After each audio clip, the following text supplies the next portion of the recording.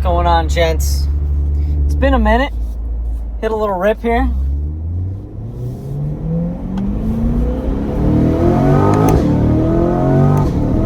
Oh yeah, I love this thing, man. A little squirrely at the end though, but it's alright, I'm used to it.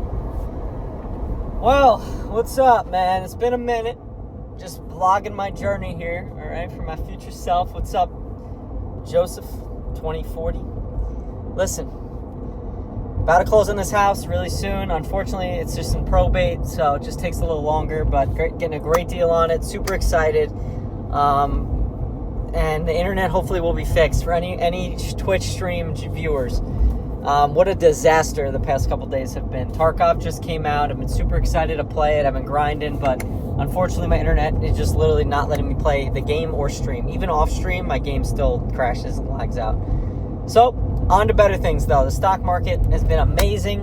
It's been great recently. AMD's been kind of just whatever recently. It is what it is. It's ran so much over the past year. It's totally normal for it to just chill out for 6 to 12 months. I'm not worried about it whatsoever. I am so very excited though for ELF. ELF had such great earnings. Stock's about to hit 100 today. I was beating the table on that one when it was $50. For anyone that copied me, because there's a bunch of copycats in my Discord, in my stock channel. For any copycats, congratulations. Nothing I say is a solicitation of financial advice. I'm not a financial advisor. I do not give investment advice or stock picks, okay? I am just merely journaling what I'm doing, and some people like to copy me. So, anyways, ELF's doing great. Honest, finally Honest. Let's go, man. Great quarter. So, in short, Honest is continuing the transition to cut. It's cutting really low profitability items off, and it's getting rid of them completely. And it's in doing so, the revenue has come down year over year, but the profitability has gone up significantly. And Wall Street likes that a lot. Again, the main thesis for Honest was they had $100 million cash in the balance sheet, and the stock was $300 million market cap. So you're literally paying for you're paying a $300 million valuation for a company that's $100 million in cash. So you're pretty much paying like the company's going out of business, and it was profitable at that time. So no brainer to me. No brainer buy at $2.50. No brainer buy in the low twos. No brainer. Now it's almost $5, $5.50 now, almost $6. So I'm probably going to sell at $7.50 to $8. I think I'm going to sell my shares, take the double up, and move it to more high flyer brands. I'm not in Honest for the 10 to 15 years out. The brand, I don't know. The brand has a lot of relevance, but at the same time, Honest is just a drop shipper at the end of the day. I mean, they drop ship products from, Southeast Asia and all these other countries, and they put them in America. It's just a big drop shipping company. So, I mean, I think it's great and it's undervalued, but it also becomes not undervalued the second the company gets to $1 billion market cap. Then I'm thinking, okay, we're not as undervalued anymore, right? Because that's why I bought the company, undervalued. Once we get to a point where we don't become undervalued anymore, then I'm going to sell the shares. And it's that simple, you know what I mean? And that's the reason why I haven't sold AMD yet, because I think there's still so much upside ahead for AMD. I think there's a lot of upside ahead for ELF. Like, for example, there's just other stocks I'd rather own for the long term. So, again, nothing wrong with the business model, nothing wrong with Honest, but I do think I'm going to be looking to exit. And furthermore on the Honest portion here. So, I am very set up on selling that already. So I did sell calls. I sold $7.50 calls. So that means if Honest hits $7.50 by November 20th, I will sell all of my shares. So I'm forcing myself to sell them. Now, that being said, I'm getting paid $600 for that. So I'm being paid to put my sell order in, which is great. I love selling calls when I want to sell a stock at a certain price. And again, if it doesn't happen, I made $600. It's all good. Best case, Honest goes to $7 and it doesn't hit $7.50. I keep the $600 and then I could roll it up to a higher strike price. Which, so for example, I could roll it up to maybe $10 and I could take the $600 and then I could then sell another one, and I could roll it up for maybe January 2027 for $10, and I could keep doing that, and I could get paid to move my order up, up, up, and up. It's an infinite money glitch, but again, the risk is like you get the stock goes to 750, and then it gaps up to like $15 or something, and I'm selling all my shares at 750. Okay, tough luck. That would suck, but it's okay. So yeah, that's kind of the play there. For honest, Celsius, I'm doubled down. I'm gonna buy more if it gets low into the teens.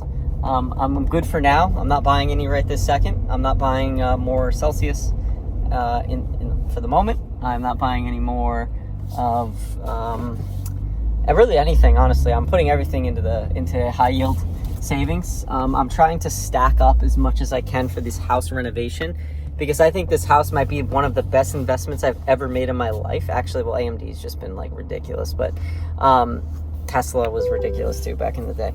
But no, but cash flow wise, this is going to be a great investment. So I am keeping cash set aside for sorry, the AC is going to be on for a sec, guys. I am like dying. I'm like literally dying. I'm going to keep you down here. I'll put you right here, actually. All right, perfect. So the house is going to net me like $1,500 a month, and that's after I pay my mortgage for living there. So if it was an investment property, it would be even better, but since it's a single family, the numbers don't look as good because I'm literally living there. So my mortgage is going to be, I'm going to be making money living in my house. It's kind of beast. I'm not going to have to pay a mortgage effectively. Assuming really conservative rents and vacancies and utilities, I mean, worst case, I'll break even every month. So not having to pay a mortgage at all, and then having control of an asset that hopefully appreciates over the long term, it's a win-win. I mean, I'm literally being paid to hold an asset that makes me money. It's beast. So yeah, I mean, I'm good to go on the house, and I've been putting away everything into that. Obviously, if like an in-your-face deal comes around, I will put it in the chat like I did with Bloom Energy. I did do a big boy buy of Bloom Energy at 161. And a lot of people copied me. Now that they went up to $250 in like a week. It was one of my best buys I've ever had in my entire career, I think. That was so insane. Bloom Energy undercut a Fibonacci level, which is why I bought it. And then it was gone. It was literally gone instantly. I'm holding that guy for the long run. I mean, though, if people copied me, no shame in getting out, because a lot of people don't really understand the business. So when you don't have conviction in one of the buys, it's very easy to get scared. So like AMD, right? When I was buying AMD, I started buying at 110, and it went down to 100, it went down to 90, it went down to 80, it went down to $70 in the overnight session. And I kept buying. And again, I keep telling the story, guys, but I went negative in my bank account. I got an overdraft fee charged. I remember being on the phone with my bank trying to get the $20 overdraft fee refunded. Like, I was literally all in AMD stock. I had so much conviction. I didn't care. I wasn't in margin, so I wasn't nervous, But I didn't have options. I just bought shares, so I wasn't nervous about the time. Like, guys, if you don't have conviction, you're not going to make the big boy money. You're not going to make the big boy fucking in-your-face returns. If you don't research stocks, and if you don't really learn about maybe why I'm buying them is a reason, of course. I know people see that, and they're like, oh, Joe's buying this, so I'm in. But that's not going to lead you to wealth. That's going to give you some play money, sure. You put $1,000 in, you make $200 on it, great. But the way you make real fucking money in the stock market is with big size, okay? When you have conviction, you need to size up. You cannot be a pussy, okay? It's very easy to be a pussy if you don't know what the fuck you're doing and you're just copying people. And that's what I used to do back in the day. I used to copy people. But like, for example, Palantir, my average cost on Palantir is $12. That shit went to $7. I was down 50%. I was like, holy shit. But I had conviction. I did not sell. And now Palantir is $180 or something. Like, that's the same. It happens with stocks all the time. Like, think about Celsius. Celsius is down. I'm down 30%. Nike, I'm down 40%. I'm not selling. I have conviction. Sometimes I don't have conviction. And sometimes like MP Materials, I sold that for break even. Like JD.com, I sold that for a tiny little loss. Like, I sell and I take losers too. When the conviction breaks and my least conviction positions, that's where I go. I go for those guys. Intel, right? I lost out big on Intel. I bought at $18. I sold for $40. I made some good money. I doubled up, but I could have made, 10x. Like, so there's give and take, but you guys got to understand, you need to have conviction. You need to research. You need to be you need to be like ready to go through it. And if you're not ready to go through it, you don't have the conviction, and you're just trying to make some quick money, that's fine. But again, you're never going to get those screenshots that I have. You're never going to get those 500% fucking big winners. And listen, I know a lot of people copycatted my ass on AMD. I know that. Man, this car's so hot. Look at that engine right there. I know a lot of people copycatted my ass on AMD, okay? But imagine you copycatted my ass with big size, okay? Like, you know, we're talking, I got probably 400 shares of AMD between all my portfolios, and I had 0 in April of 2025, okay? So I bought all of my shares within that time period. And I watched almost, I mean, at the time it wasn't six figures, but tens of thousands of 60, 70, 80 grand turn into like 40. And I'm like, you know, I didn't care. But like, could you sit through that? Could you look at something and be like, wow, I'm down $40,000 in 3 weeks? And can you sit there and not think you made a mistake? You know, like, wow. Because like, you just got to think like a robot. If you're down that much, like, why are you down? Is it valid, right? Is AMD going out of business because of the tariffs? I mean, the answer is no. Obviously, the tariffs are going to get resolved, so I wasn't worried. But like, there are situations where I would be worried. Like, let's say Bloom Energy. You know, I'm in big on that stock. Let's say I'm holding that one for the 10 to 15 year term. I'm holding that long term. Let's say that stock that goes down at 25% in like a second because maybe one of their big projects with the hyperscaler fell through because of an issue with the technology, and I dig into it and it like, holy shit, Bloom Energy turbines are actually breaking and they're leaking emissions and the government's getting involved. Like, okay, then I'm going to get out of my shares. It doesn't matter what the price is. Like, the thesis would be invalidated. If the science checks out, if everything makes sense, I'm not going to rush panic sell. But like, I'm not looking at my P&L. I'm not looking at, I'm down this in Bloom or I'm up this in AMD. I have to sell. Like my AMD in total is now, between all my portfolios, I'm probably up multiple, at least $200,000 in AMD, just to give you like a little transparent like look. It's a lot. It's a good amount of fucking money for someone my age. And to not sell anything along the way, and even here, the only way I'm able to do that with the number I have is because I don't look at the number, first of all, because I will get tempted to sell it and buy a Z06 and then have 200K left over.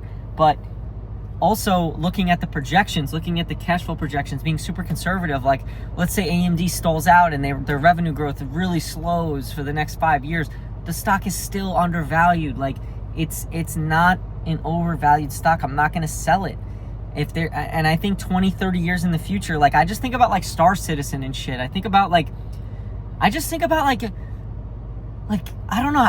It's so obvious to me. Like that's why I buy Tesla, and that's why I want to buy SpaceX eventually, but not yet. But it's like, bro, think 20, 30 years in the future. Like, guys, think big, think long term. Like, where are we going as a civilization? Obviously, chips are going to run everything. Chips are going to be everything, which is why I have so much money tied up in semiconductors. Like, chips are going to be the thing.